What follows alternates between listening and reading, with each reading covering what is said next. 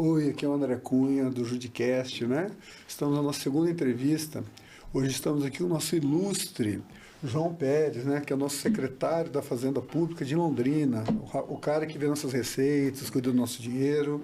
E já faz 10 anos, né? Pegou os dois, 10 anos ele estava com o Quiref, como controlador geral, né? Do município, e 7 anos como secretário da Fazenda Pública de Londrina. Estamos aqui também com a doutora Alana Doel, que é minha parceira aqui do Judicast. Olá!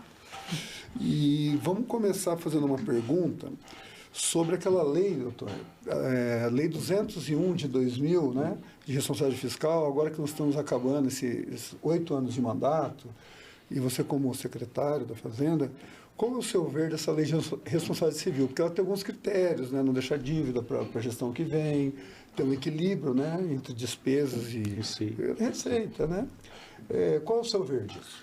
Bom, primeiramente agradecer o convite, dar os parabéns para a doutora Alana, doutor André, nosso amigo, dizer que é um prazer estar aqui, André. Eu sou servidor público há 30 anos, né? Estou como 10 anos direto, né, como controlador geral do município, comecei em 2015 com o Quiref, estou, né, aí, né, como secretário de Fazenda já há 7 anos já, né? E você fez uma pergunta que é muito pertinente, que é em relação ao equilíbrio das contas públicas, né? Exato. Eu considero assim, André, teve 2 eventos mais importantes da história recente do país. O primeiro evento foi o Plano Real em 1994. E o segundo evento mais importante foi a Lei de Responsabilidade Fiscal, a Lei Complementar 201, de 4 de maio de 2000. Essa lei, ela traz uma série de implicações ao gestor, ao secretário de Finanças, né, aos servidores públicos. Por exemplo, nós temos que fechar o exercício com equilíbrio nas contas públicas, né? Ela traz lá a questão de endividamento do município, a questão de gastos com o pessoal. Então, vou dar um exemplo assim, gasto com o pessoal. Nós temos um limite hoje da LRF que eu posso gastar no máximo 54% da receita corrente líquida do município com o pessoal.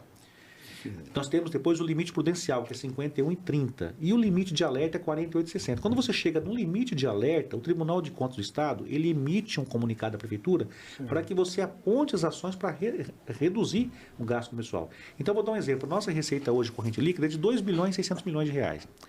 E nós comprometemos hoje com a folha do município de Londrina 47,39% desse valor. Nós estamos muito aquém do índice de alerta, que é 48,60. Então, nós atendemos o requisito pessoal.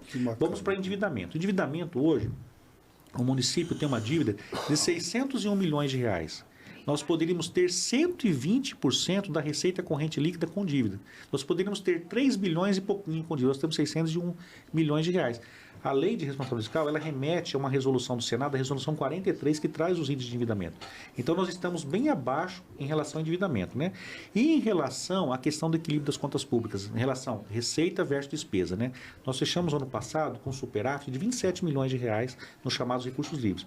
Esse ano, nós estamos trabalhando para fechar, e temos a obrigação de fechar o equilíbrio, porque a lei de responsabilidade fiscal, ela traz algumas implicações, e também a lei de improbidade administrativa. Por exemplo, o prefeito não pode admitir uma despesa de natureza continuada sem ter lastro no orçamento. Exato. Tem que ter um lastro. Nós não podemos deixar restos a pagar empenho sem ter lastro, sem ter disponibilidade em caixa. Então, esse cuidado que nós temos lá à frente da Fazenda, para que nós possamos chegar no final da gestão do prefeito Marcelo, atendendo a lei de responsabilidade fiscal, atendendo a LRF, entregando a prefeitura para o próximo gestor, com equilíbrio, que é o que a lei preconiza, né?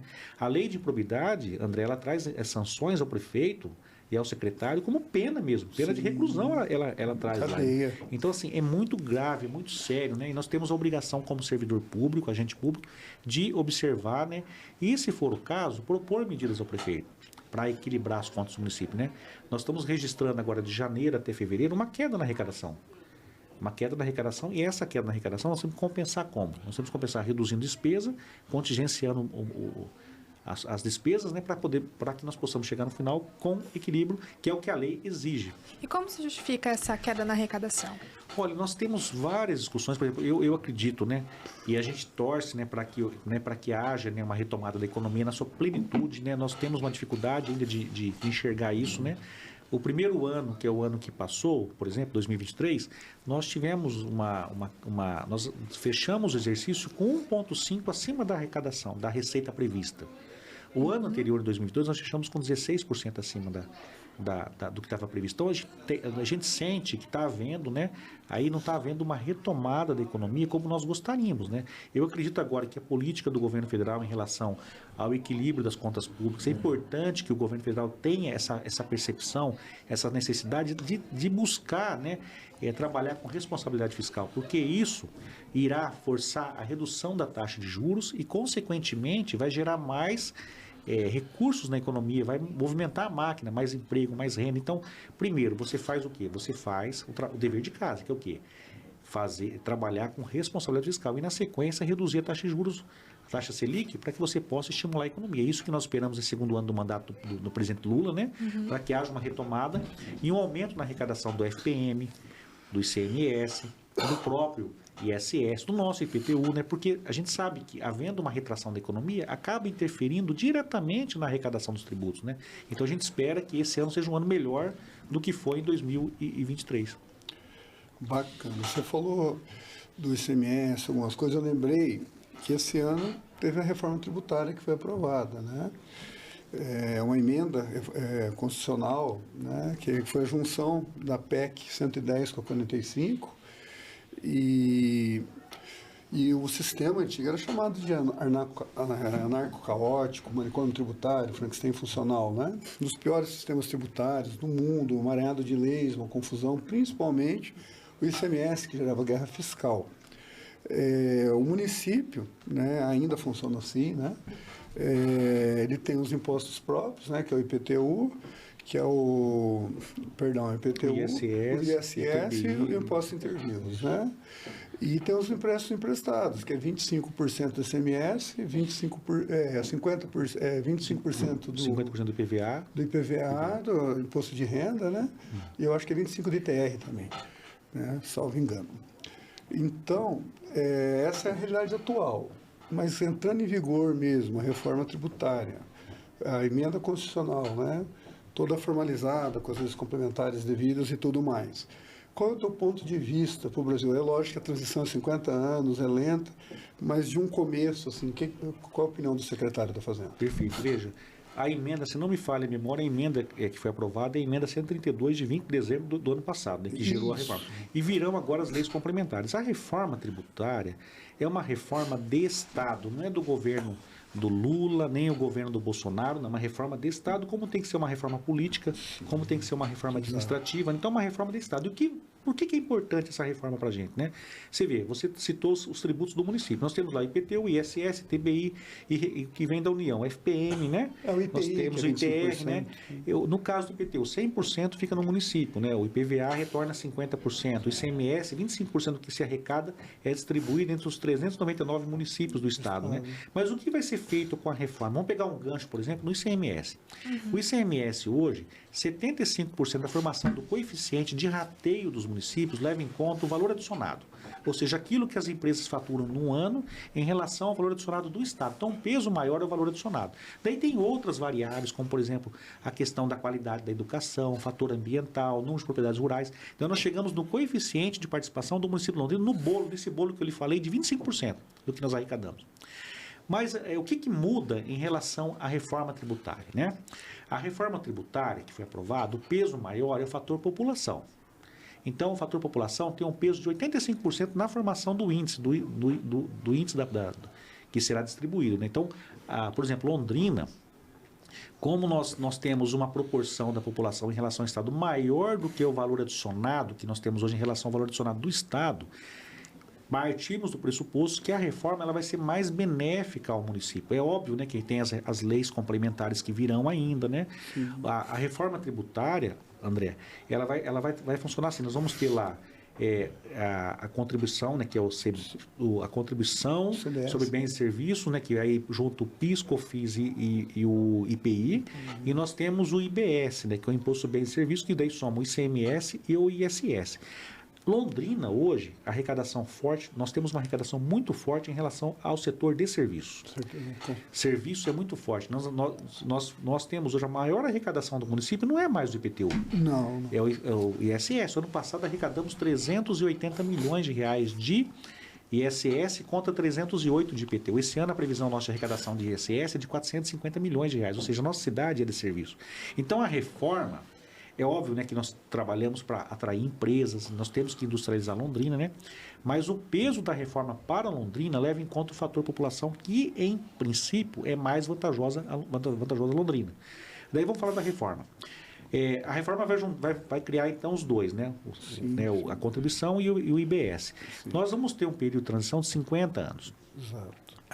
O ISS e o ICMS serão extintos em 2033.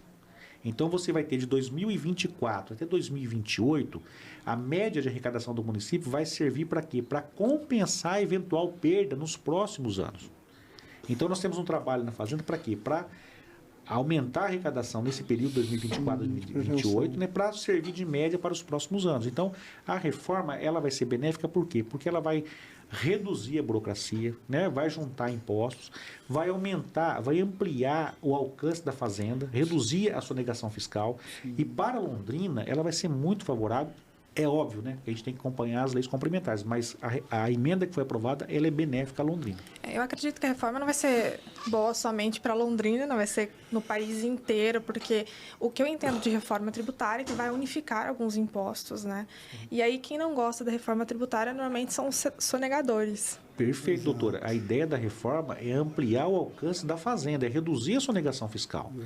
Eu, em princípio, eu tinha uma resistência muito grande, porque nós não tínhamos a certeza de como ficaria essa reforma, né? A gente não tem ainda... Nós temos um servidor da Secretaria de Fazenda hoje, doutora Alana, que é um servidor, um auditor nosso, que participa das discussões a nível nacional em relação às leis complementares e também em relação à nota padrão que vai ser adotada também no Brasil. Então, a reforma tributária é uma reforma de Estado. Nós temos que defendê-la, ela vai abreviar processo, ela vai desburocratizar, ela vai alcançar o sonegador, vai reduzir a sonegação fiscal.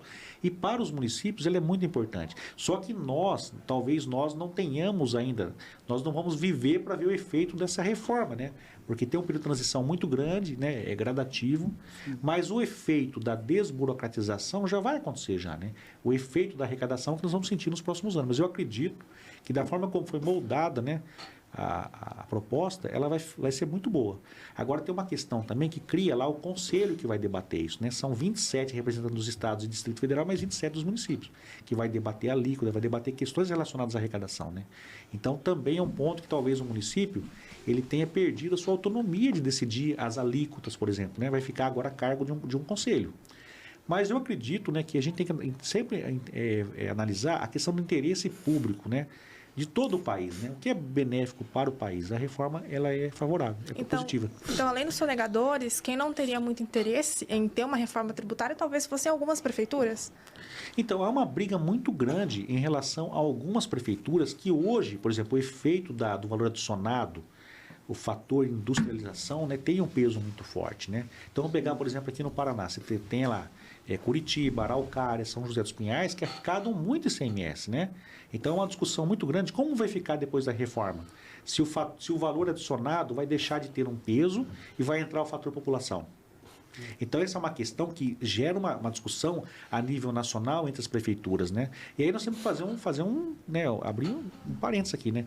Muitas cidades são favorecidas pela sua localização e pela atuação também do governo estadual, né? Com em certeza. termos de infraestrutura, geração de empresas, né? Londrina, nós estamos aqui no norte do Paraná, né? Então, assim, a reforma ela tem um objetivo também de fazer o quê? Fazer com que haja justiça entre a distribuição da riqueza no país, entre os municípios. Então, esse é um papel fundamental. Talvez seja um objetivo maior da reforma, que é o quê? Fazer justiça na distribuição de riqueza entre os entes da federação. Se eu não me engano, esse é o terceiro pilar de um plano do Raul, a justiça social. Eu sempre, todas as entrevistas que eu dei até hoje, eu sempre parabenizo muito o Raul, que é um guerreiro. Ele está quase 30 anos com a reforma tributária. Tem um apreço muito grande por ele. Mas, meu amigo é convidado, vai vir conversar conosco. Quando o secretário falou de ICMS e tal, quer dizer, perdão, ICMS não, quando você falou que a prestação de serviço hoje, né, é o que mais gera o ISS, né? Por exemplo, tudo que é consumido, todo serviço que é prestado e tudo que é comprado, no sistema atual, a gente tem em cima de cada produto o PIS, o COFINS, né, o ISS, o ICMS e o IPI no mínimo. Isso. Mas eu sei que são mais de 9 fora fiscais, o sistema S e ainda mais a folha de pagamento patronal, que tudo cai no preço do produto, que gera aí coisa de 60%. Perfeito. Né? Mas a realidade é que não é repassado esse valor para o município, né? E na reforma tem uma garantia aí de uns 25%, é isso? O que acontece hoje? Eu vou dar um exemplo para vocês. Por exemplo, né, Londrina gera receita de PIS, COFINS, imposto de renda, né? Sim. Nós geramos receita. Nós geramos, o ano passado, se não me falha, eu vou chutar um número aqui, mas se não me falha, mas 4 bilhões de reais. O que retorna no orçamento do município? Nos fundos, por exemplo, fundo de saúde, de assistência. Nós tivemos o IPVA, a parte do município, o ICMS, a parte do município. Nós somamos lá, acho que deu 900 milhões de reais. Então, Londrina gera riqueza, né, e retorna um valor muito aquém do que nós geramos muito aqui. pouco. Né? Então, além da reforma tributária, o que seria importante debater também? O novo Pacto Federativo, né? Exato. Para que a gente é uma possa migalha, avançar. Né? Uma migalha que fica. Né? Mas assim, por exemplo, você falou do IPVA. O IPVA, 50% retorna ao município. 50% fica no Estado. Então, assim... Imposto de renda também. O imposto de renda, ele entra no FPM. Por exemplo, o FPM, que é o Fundo de Participação dos Municípios, ele é composto pelo imposto de renda e pelo IPI. 22% de tudo que é arrecada no país de imposto de renda e IPI vai para o FPM. E daí volta para os municípios. Então, assim, tudo aquilo que nós geramos de imposto de renda aqui que vai para a União, retorna no bolo, nos 22%, e é dividido entre os 5 mil municípios, aí, levando em conta o coeficiente de participação dos estados e municípios. Então, assim, se há um aumento, por exemplo, se há uma retomada da economia, se as empresas faturam mais, pagam mais imposto de renda, consequentemente, os municípios recebem mais através do FPM. Londrina não é tão dependente do FPM porque o FPM ele representa uma parcela importante, mas não é o tributo mais importante do município. Agora, imagine as prefeituras pequenas que são dependentes do FPM. Quando há uma queda na arrecadação de imposto de renda e IPI, afetam os municípios menores, né? Então, essa questão do novo Pacto Federativo, ela seria aí também uma proposta, né, para... Necessária, né? É muito importante. Muito importante. Bom, falamos aqui com o secretário da Fazenda de Londrina, nosso convidado especial, que tem muito orgulho dele estar aqui, porque realmente ele faz um bem para essa cidade, onde ele estiver, né? Muito obrigado, doutor João Pérez. Obrigado, doutora Alana, minha parceira aqui do Judicast, né? E eu só tenho a agradecer.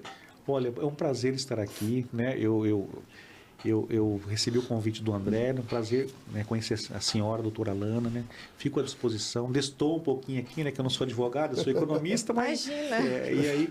Mas é uma honra estar aqui, né? Eu fico aí, já me coloco à disposição para os próximos convites, André. Com certeza. Gostaria muito de vir debater, mas um tempo maior, né? 1 hora, 2 horas, para a gente falar da cidade. Né? Sim. E aí... Imagina, nós que aprendemos demais com o senhor hoje. Muito obrigada pela presença. Na verdade, foi uma aula. Bom, e a gente pede para vocês tá curtindo, para a gente ter essa caminhada aí. Curte lá o nosso canal, né? Se inscrevam. E eu só tenho a agradecer a todos. Muito obrigado.